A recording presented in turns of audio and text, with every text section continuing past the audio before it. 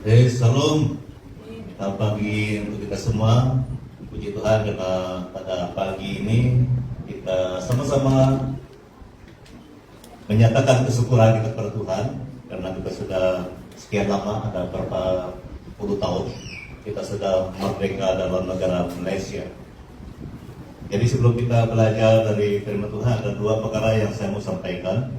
Yang pertama, minggu depan kami sekeluarga akan mengikuti majelis pernikahan anak saudara kami, anak Pastor Joseph di Bintulu. Oleh itu minggu depan, hari Minggu seperti ini, yang melayani kita adalah anak kita saudari Olivia yang akan membantu kita minggu depan. Mereka adalah mereka sudah kami ya betul ada juga. Semua pada program mereka selalu sampai jadi minggu depan Bapak kita mereka selalu yang membantu kita minggu depan. Jadi minggu seterusnya akan dilayani oleh anak kita Olivia. Jadi mereka dua mereka selalu yang bergantian. Jadi tolong doakan program ini karena kami akan bersama dengan keluarga kita di Bintulu mulai dari 4 hari bulan sampai 7 baru kami pulang ke Miri. Karena 7 hari bulan itu gue pun perlu masuk ke college. Itu yang kami maklumkan. Memang kami sudah menyatakan ini kepada majelis gereja berapa minggu yang sudah lalu. Karena tua kita dengan edit ada kami beritahu juga. Jadi itu sebabnya saya perlu sampaikan ini untuk jemaat semua lah. Mungkin ada yang belum tahu pergerakan kami minggu depan. Itu yang pertama. Yang kedua, perlu juga kita sampaikan satu berita baik lah dari anggota gereja kita, Ibu Carina, yang sudah kita sukseskan pertunangan dia pada 18 hari bulan Agustus dilakukan oleh dua gereja kita dan gereja BN Keros, karena anak-anak dari sebelah tunang Ibu Zelina itu mereka menjadi anggota di Keros. Jadi itu sebabnya dua-dua gereja ini terlibat lah. Ada bahagian kita, ada juga bahagian Keros. 18 hari bulan semuanya sudah sukses disaksikan oleh pemimpin gereja kita, juga pemimpin dari gereja Keros dan juga anggota dua keluarga. Untuk pengumuman kita semua, kita akan mengikuti acara pernikahan ini pada 10 hari bulan 10. Oleh itu kita terus doakan lah. Mungkin kita tidak dapat pergi semua karena tempat untuk mengadakan pernikahan itu di Food Heaven Restaurant. Jadi dicari tempat yang lebih luas, memang susah lah di Miri. Ayah marude mungkin senang kopi kan tusakau lah itu ngapain udah. Jadi saya juga bagi pihak keluarga, mungkin kita tidak semua pergi, tapi kita sokonglah dalam doa. Ada beberapa dari wakil kita pergi, ada juga wakil dari Keros akan pergi, dan juga di kalangan keluarga dua belah pihak lah. Jadi untuk itu kita jangan terlalu bersedih kalau kita tidak dijemput, karena kita paham lah Futeban itu tidak begitu boleh muat. Kalau tidak silap saya 300 orang begitu. Jadi untuk itu jam para patam lah ya, kalau sama-sama sukuk tuh kan itu supaya apa kalau imam terlibat. Kalau jadi sebagai pemimpin gereja saya perlu sampaikan ini karena ini adalah urusan dan pelayanan kita semua. Jadi kita tidak boleh buat dia macam terselindung. Kalau harus transparent, buat dia terbuka di hadapan jemaat Tuhan supaya jemaat Tuhan paham dan juga mengetahui semuanya. Jadi dua perkara antara Cimani. Jadi pada pagi ini kita akan belajar satu bahagian firman Tuhan. Tema kita sebenarnya dalam bulan ini adalah kelemah lembutan, tapi oleh karena kita ada pemilihan majelis gereja dan juga JK pelayanan, saya perlu fokus kepada topik itu juga. Dan karena pelayanan Tuhan itu adalah tugas kita semua. Kita harus terlibat di dalam pelayanan Tuhan, karena pelayanan Tuhan itu adalah milik Tuhan, bukan milik manusia. Itu sebabnya kita perlu terlibat dan harus menyokong pekerjaan Tuhan ini. Jadi hari ini kita akan belajar satu bagian firman Tuhan yang saya sudah sediakan dari ini sudah kurang. Nah, ini sinyal buat teks.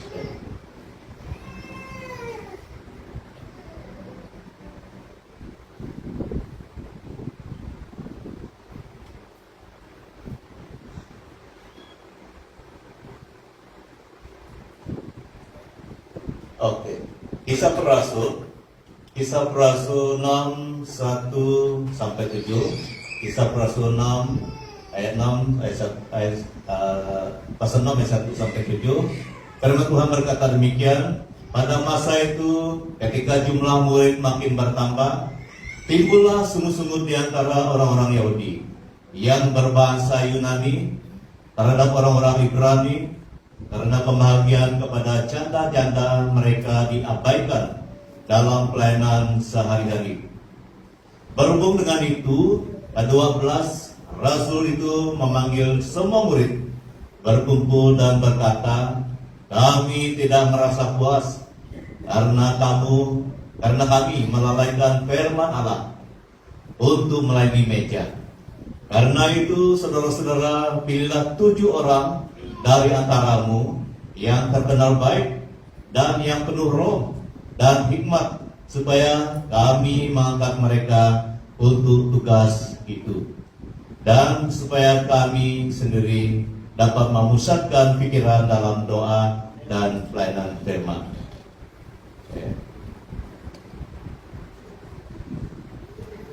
Yang seterusnya, usul itu diterima baik oleh seluruh jemaat. Lalu mereka memilih Stefanus, seorang yang penuh iman dan Roh Kudus, dan Filipus, Prokorus, Nikanor, Timun, Parmenas, dan Niklaus, seorang penganut agama Yahudi dari Antioquia.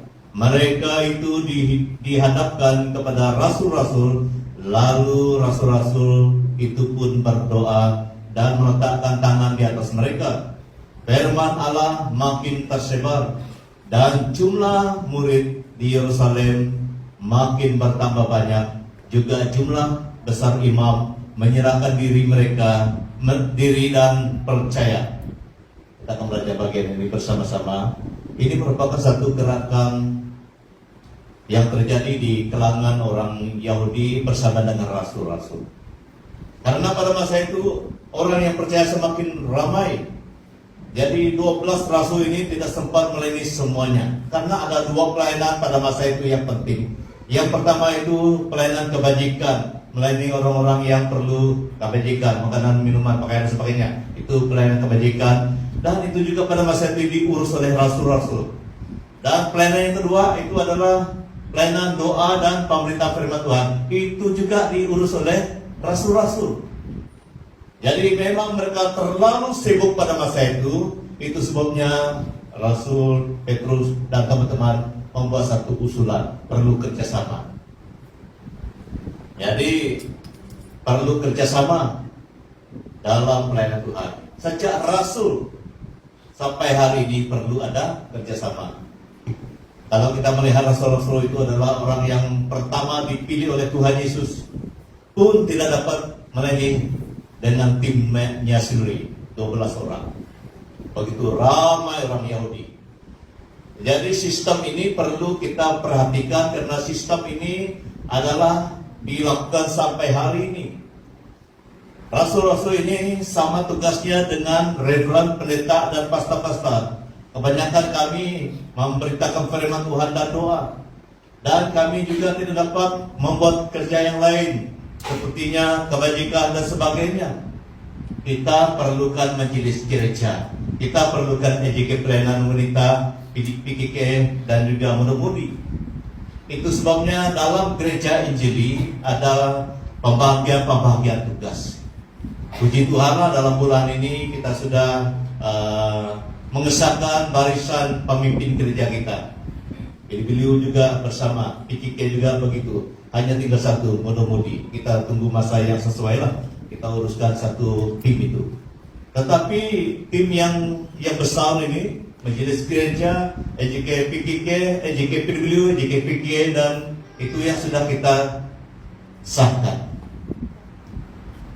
Perlu kerjasama. Jadi ini merupakan pelayanan yang perlu kita teruskan kerjasamanya. Karena pastor tidak mungkin melakukan semuanya. Penatua kita, dua penatua kita mungkin tidak dapat membuat semuanya. Dua penatua kita perlukan kerjasama majelis kita yang lain dan juga EJK PW PKK yang lain. Amin. Kita perlu jalankan tugas kita sesuai dengan apa yang diamanatkan. Karena kita perlu kerjasama. Ada beberapa yang perlu kita lihat. Kenapa perlu ada kerjasama? Para rasul memerlukan teman dalam pelayanan. Pada masa itu, ketika jumlah murid makin bertambah, timbullah sungut-sungut di antara orang Yahudi dan yang berbahasa Yunani dan terhadap Ibrani. Karena orang Yahudi berbahasa Yunani ini adalah orang yang kacukan, yang bukan asli. Mereka Yunani ini artinya orang yang kawin campur. Orang Yahudi yang kawin dengan bangsa lain, jadi adalah bangsa Yahudi dan yang berbahasa Yunani, yang berbahasa Ibrani ini adalah orang yang asli Yahudi. Mereka makin banyak percaya Yesus, sehingga keperluan mereka dalam kebajikan itu diabaikan karena rasul memang tidak sempat kadang-kadang. Para rasul memang perlu berdoa, perlu memberitakan firman Tuhan, mereka tidak sempat. Itu sebabnya perlu ada teman pelayanan bagi rasul-rasul.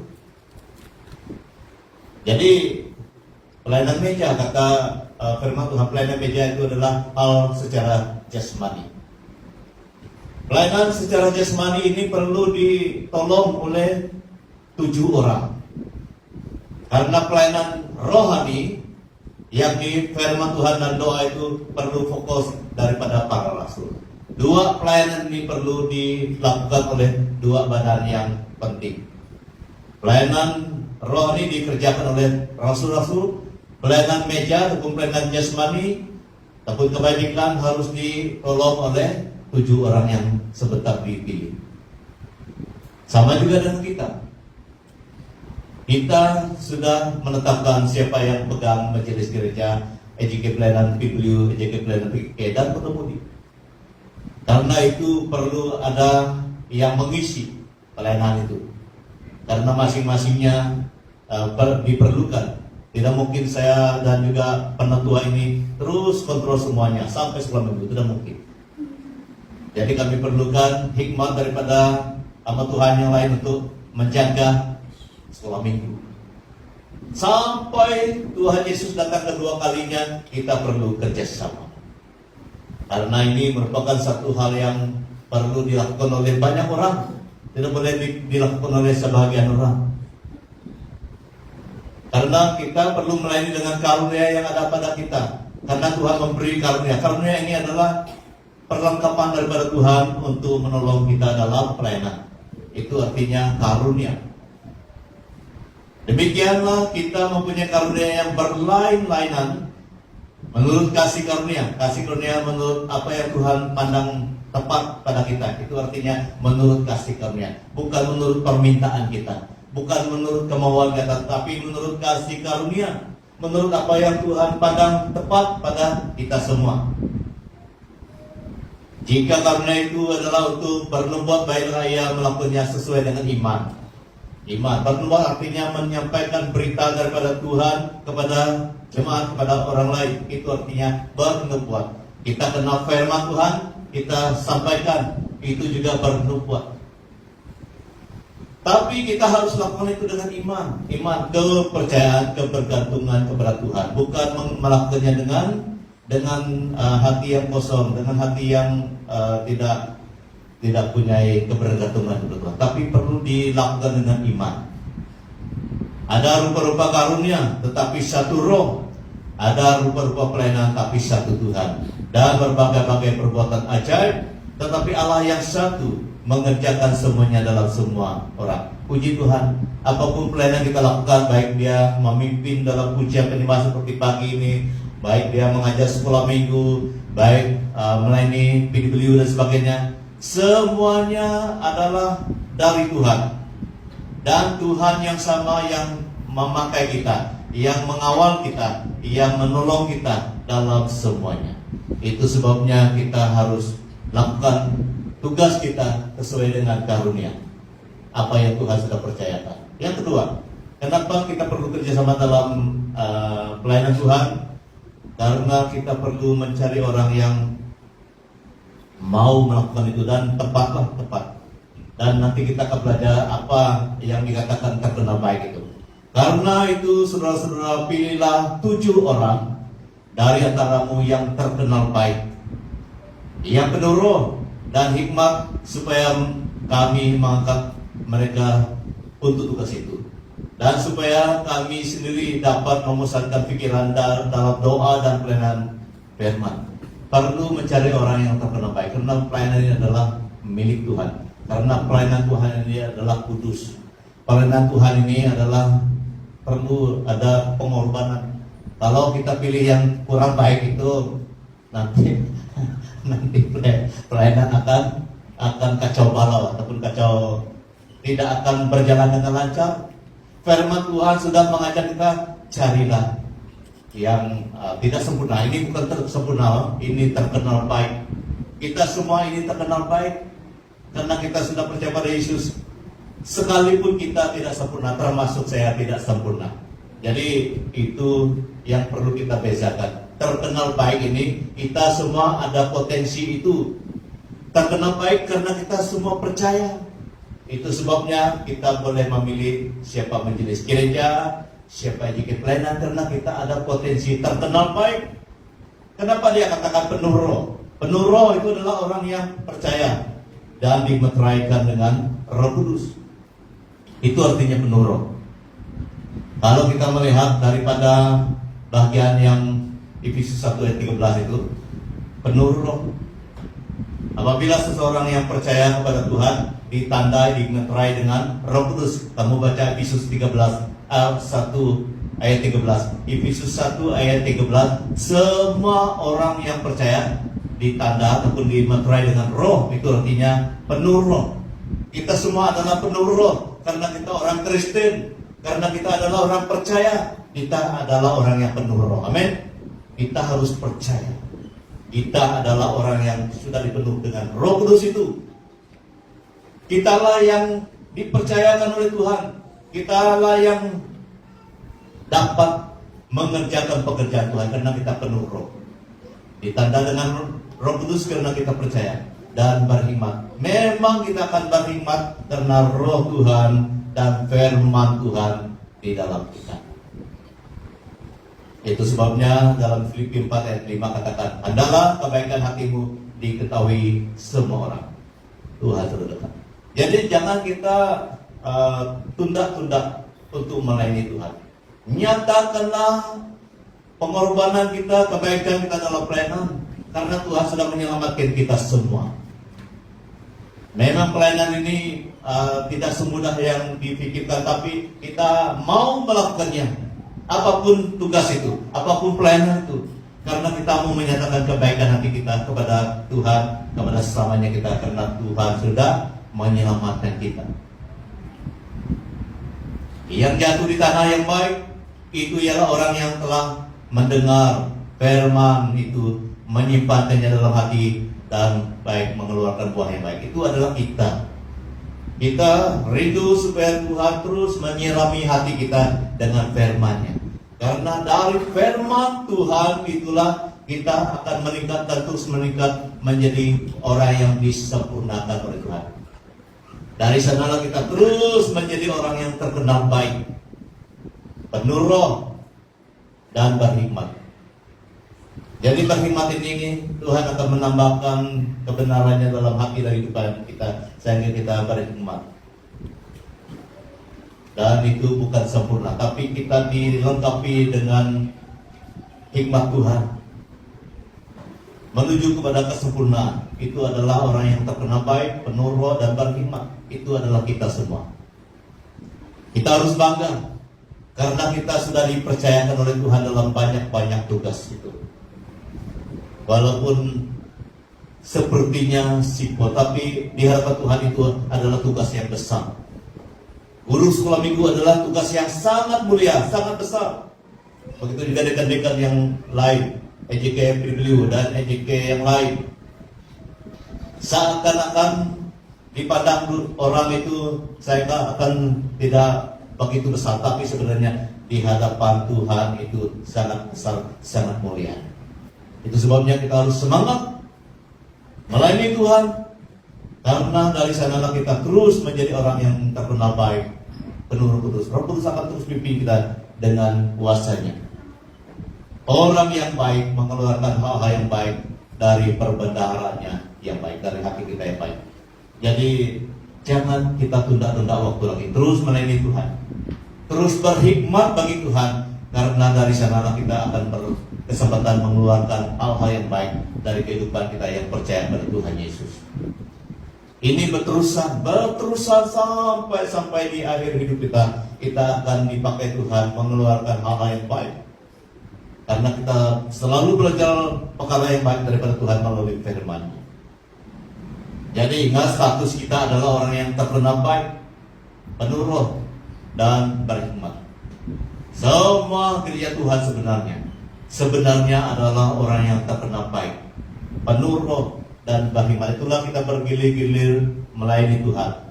Dan majelis gereja memang ada tugas di sana, tapi waktu melayani Tuhan, semua kita terlibat dalam pelayanan di member, semua kita terlibat di dalam pelayanan kelompok sel, semua kita terlibat di dalam pelayanan keluarga dan sebagainya. Ada masanya kita pergi melawat, semua diberi peluang pergi melawat ke sini, ataupun tahun lepas kita pergi ke Apo, tahun ini kita pergi ke sungai Tulang. Yang itu kita ada kesempatan melihat rumah YP Datuk Pengguang. Itu untungnya kita pergi, kita boleh jalan rumah panjang itu, ada 3 blok yang panjang. Puji Tuhan. Dan ini adalah kesempatan yang kita alami karena kita mau dipakai Tuhan dalam pelayanan. Dan setelah ditolong oleh 7 orang itu, mereka akan fokus kepada doa dan pelayanan. Dengan perantaraan kami menerima kasih karunia dan jabatan rasul untuk menuntun semua bangsa supaya mereka percaya dan taat kepada namanya. Jadi dalam Matius 3:14, Yesus, ia menetapkan 12 orang untuk menyertai dia dan untuk diutus memberitakan Injil.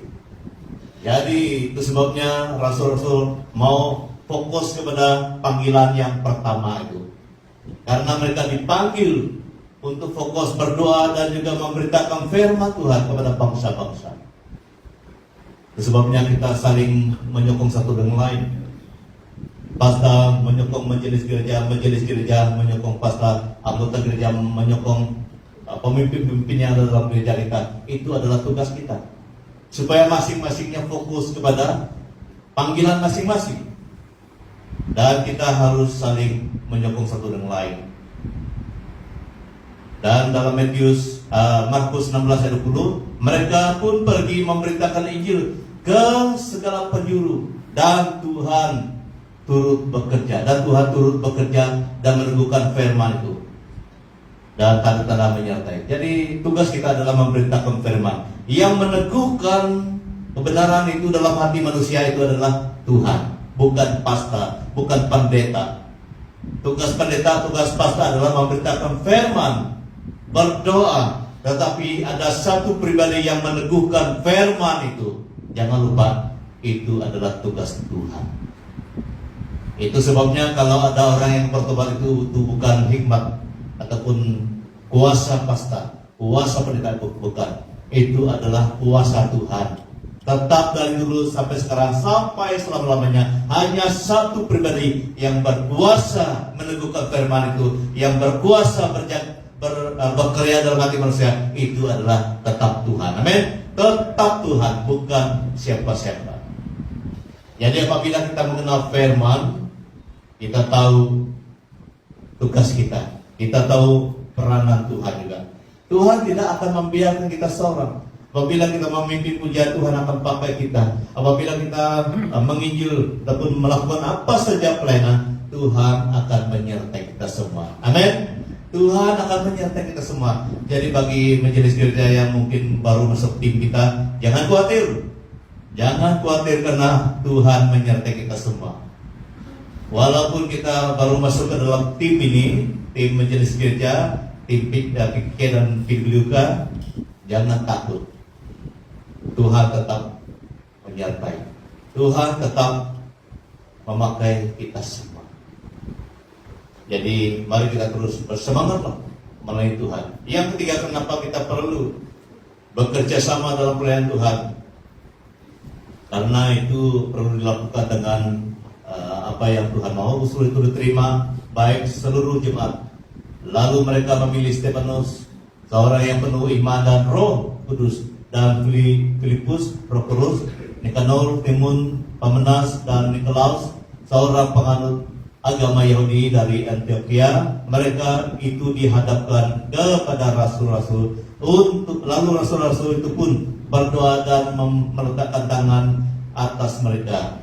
Jadi ini sama juga yang kita lakukan hari ini. Kita pilih berapa yang kita perlukan. Tidak semestinya sama dengan yang lain, tapi berapa yang perlu dalam gereja kita, berapa yang perlu kita pilih. Kita perlu pilih sesuai dengan keperluan kita. Jadi majelis gereja ada 16 tambah 2 tambah 3 19. Karena mudah-mudahan belum dikira.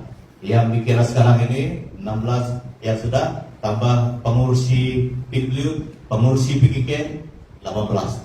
Nanti siapa pengurusi muda-mudi 19. Itu merupakan yang kita pilih sesuai dengan keperluan kita. Kalau gereja yang banyak anggotanya lain lagi, mungkin lebih banyak lagi majelis gerejanya dan EJK pelayanannya. Amin. Jadi kita harus bersyukurlah dengan apa yang kita sudah pilih. Kita sudah pilih sesuai dengan keperluan gereja kita. Jadi kita semua harus bersyukur.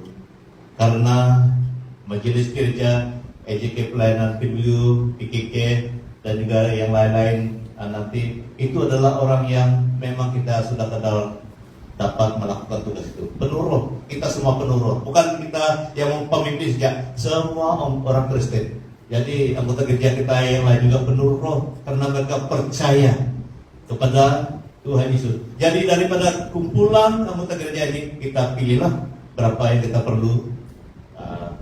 Karena kita memang semuanya penuh roh dan hikmat daripada Tuhan. Tetapi tidak semuanya akan menjadi majelis gereja. Memang dari kalangan anggota gereja kita pilih berapa majelis gereja. Kita pilih berapa EJK pelayanan PWK, berapa PKK, EJK PKK dan sebagainya.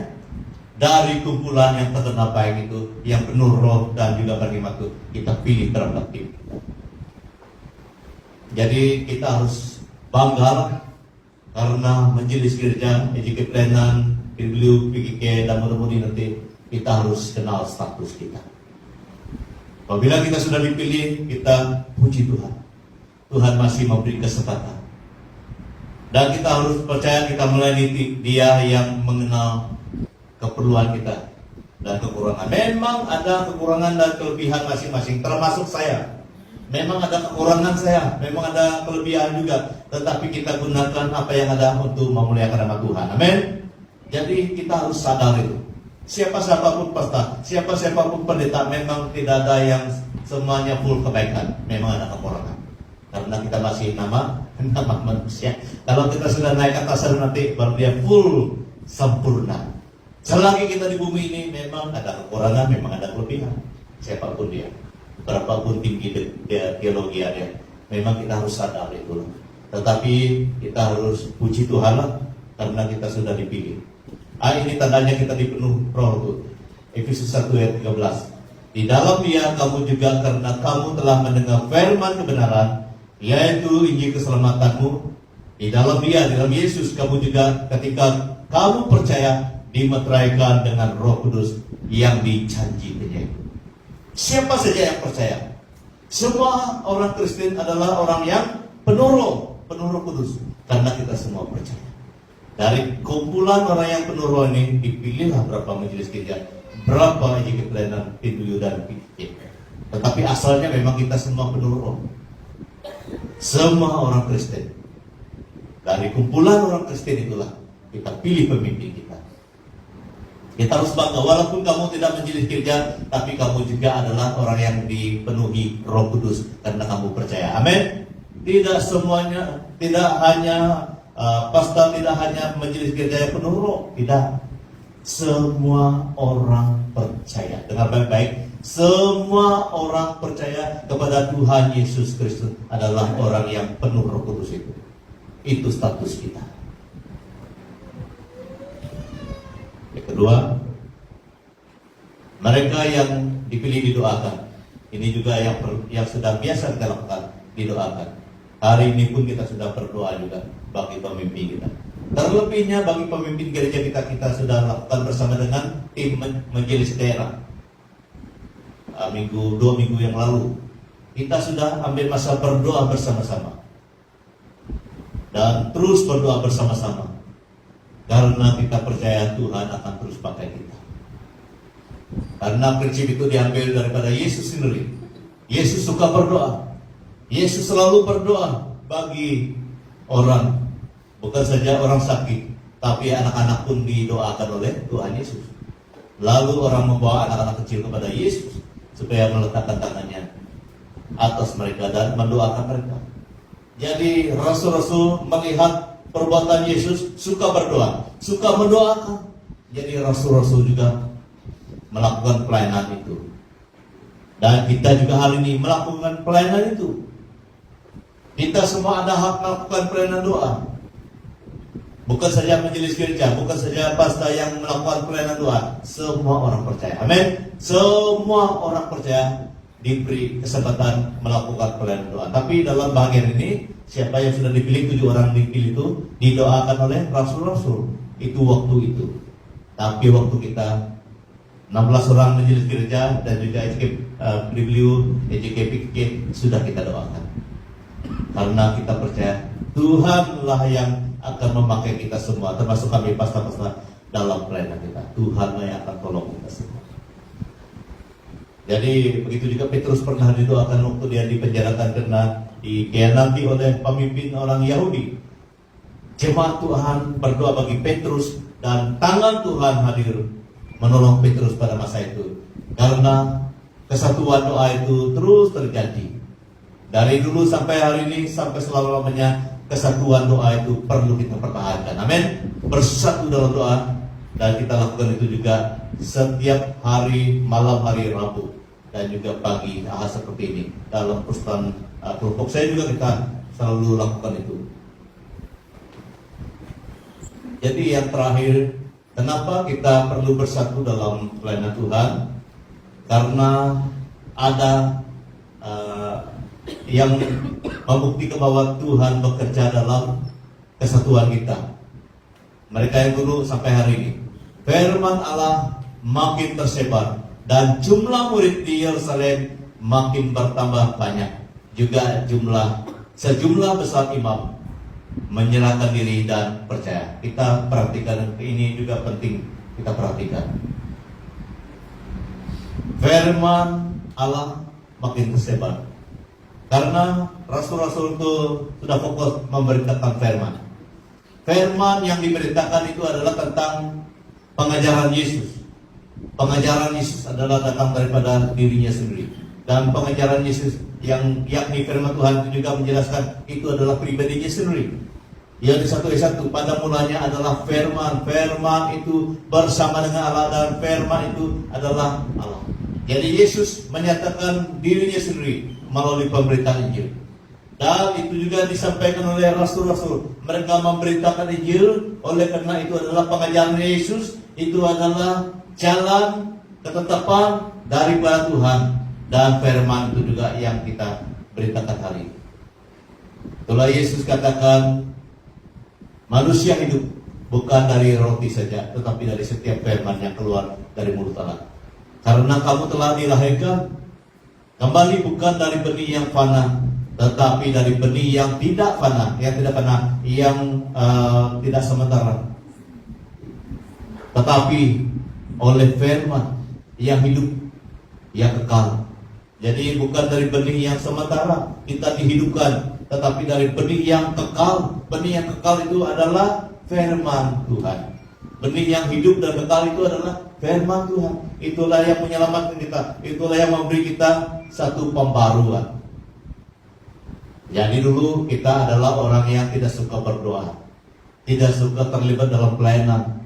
Tapi apabila kita sadar Yesus sudah mati bagi kita, kita mendengar kabar kebaikan itu, kita percaya, maka kita menjadi ciptaan baru dan terlibat dalam sesuatu yang belum kita lakukan.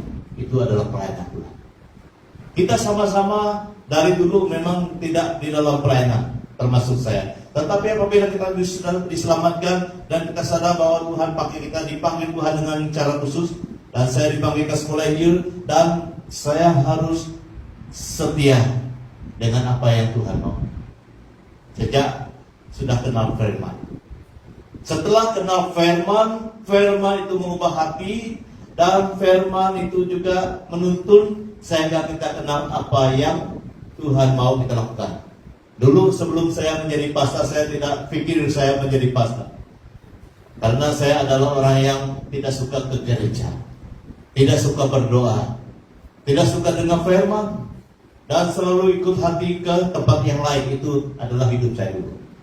Dan tahun 95 baru saya sadar bahwa di dalam pengalaman saya dengan dia dalam Alkitab itu ada persamaannya.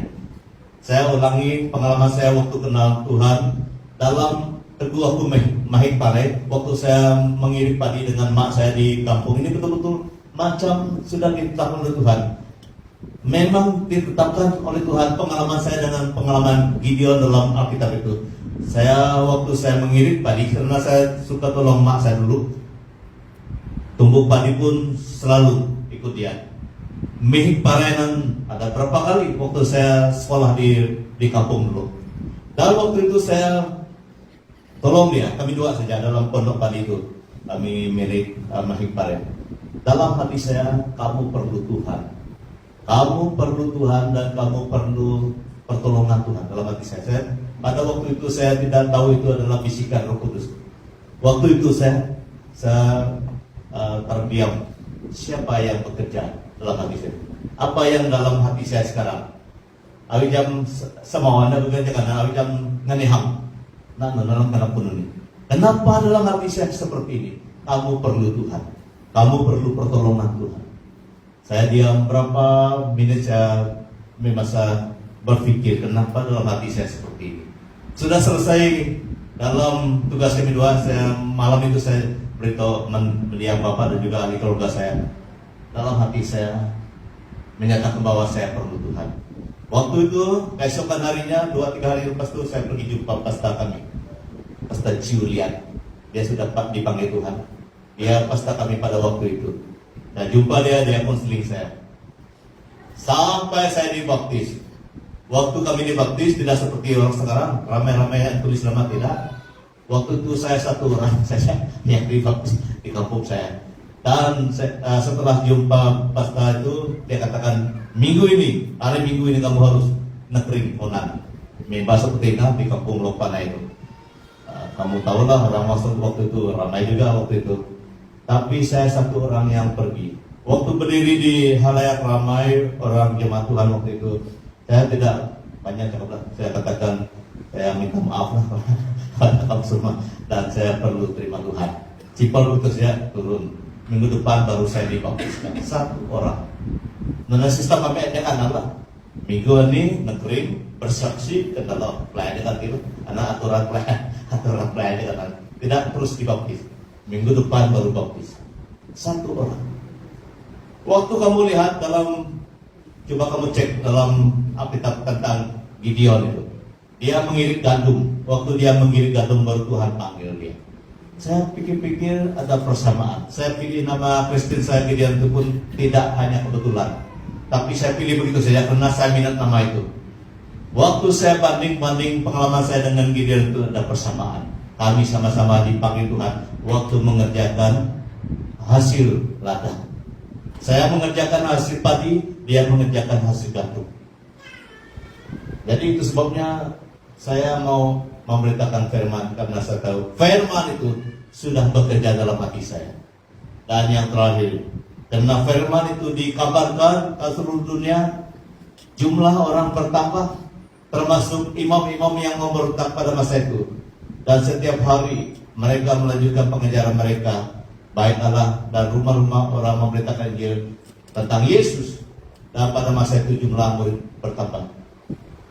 Itu adalah hasil pemberitaan Injil. Yang buat dia bertambah bukan manusianya, yang buat bertambah memang tetap Tuhan yang bekerja dalam hati manusia pada masa itu. Sampai hari ini Tuhan yang sama juga yang bekerja dalam hati kita. Jadi tugas kita lakukan dengan setia, kita lakukan dengan baik. Tuhan menyertai pelayanan kita. Tuhan bekerja. Seperti kamu yang mengajar anak-anak sekolah minggu, ajar saja apa yang kamu dapat ajar. Nanti Roh Kudus Tuhan akan bekerja dalam hati anak-anak. Amin. Roh Kudus Tuhan itu tetap bekerja. Dia tetap bekerja melalui pelayanan apapun. Jadi jangan kita paksa-paksa orang terima Tuhan. Tidak perlu paksa orang terima Tuhan. Yang buat orang terima Tuhan itu bukan kita. Yang buat orang terima Tuhan itu adalah Roh Kudus Tuhan. Amin. Itu tetap pekerjaan Roh Kudus. Jadi itulah saya buat apa yang dapat saya lakukan, karena dari sana Roh Tuhan bekerja, seperti yang terjadi di Yerusalem. Orang di Yerusalem itu pernah ditegur oleh Yesus di bait Allah, seperti yang kami belajar malam Jumat itu. Dia mengajar mereka supaya bait Allah itu jangan disalahgunakan. Rumah Tuhan itu jangan disalahgunakan. Yesus pernah menegur mereka di Yerusalem. Tetapi waktu Rasul-Rasul memberitakan firman Tuhan, orang-orang Yerusalem yang pernah berontak, yang pernah salah laku di hadapan Tuhan itu pun ramai yang bertobat terima Tuhan. Dan yang membanggakan yang terakhir itu adalah imam-imam. Imam-imam itu banyak menyerahkan diri. Imam-imam inilah yang menyerahkan Yesus. Imam-imam inilah yang selalu berontak kepada pelayanan Tuhan. Tetapi pada masa itu, imam-imam kepala dan ahli-ahli Taurat itu yang banyak menyerahkan. Imam, termasuk imam itulah khususnya bagi imam yang pernah melawan Tuhan, melawan pemberitaan firman Tuhan, mereka yang banyak menyerahkan diri. Itu bukan kerja Rasul, itu oleh karena Roh Tuhan bekerja dalam hati imam itu. Jadi jangan khawatir, kita lakukan tugas kita lakukan pelayanan kita. Yang bekerja dalam hati manusia itu tetap Roh Kudus Tuhan. Amin. Roh Kudus Tuhan. Jadi saya mendorong kita semua, termasuk diri saya sendirilah. Saya akan melakukan apa yang dapat saya lakukan. Tetap Roh Tuhan menyertai kita semua, sehingga ada sesuatu yang mengherankan terjadi karena kita kerjasama, karena kita melakukan itu dengan iman kita pada Tuhan. Jadi mari kita melakukan pelayanan kita dengan hati yang tertuju pada Tuhan Yesus. Mari kita berdoa. Tuhan Yesus, terima kasih Bapa, Engkau tetap bekerja dalam kehidupan kami orang-orang percaya. Kami bersyukur ya Tuhan, Engkau telah memanggil kami untuk menjadi umat-Mu, menjadi hamba-Mu, menjadi pemimpin gereja-Mu Tuhan. Tuhan, pakai kami semua, satukan hati kami untuk melakukan pelayanan kami dengan semangat, dengan mata yang tertuju pada Tuhan Yesus. Karena kami dapat melakukan apa yang dapat kami lakukan, tetapi Roh Tuhan, kuasa Tuhan yang menyertai pelayanan kami, sehingga ada hal-hal yang mengherankan, hal-hal yang merasa terjadi oleh karena Roh Kudus Tuhan itu tetap bekerja dalam pelayanan kami. Tuhan, pakai kami semua. Selagi ada peluang, selagi ada kesempatan, Tuhan pakai kami semua. Biar kasih karunia untuk memuliakan nama-Mu, untuk menyelamatkan banyak jiwa-jiwa melalui pelayanan kami semua, baik menyelamatkan jiwa-jiwa anak-anak sekolah minggu, muda-mudi, bapak dan ibu, sampai siapapun dapat diselamatkan oleh Tuhan melalui pelayanan kami semua. Satukan kami Bapa. Terima kasih, berkati pelayanan-Mu di gereja BMK Sigurnia. Engkau melihat keperluan kami semua, Engkau melihat apa yang kami rancangkan. Tuhan, pakai semua pemimpin, dua penutua kami, penutua Edith dan penutua Lili, dan semua majelis gereja bersama dengan kami hamba-Mu, bersama dengan Bapak kami Amekon Sela juga yang sebagai penasihat gereja kami. Engkau pakai kami semua menjadi alat-Mu Bapa. Terima kasih. Haleluya. Dalam nama Tuhan Yesus Kristus kami sudah berdoa, mohon semuanya ini. Amin. Jadi ini Mas Aman perintah sidang dan doa penutup.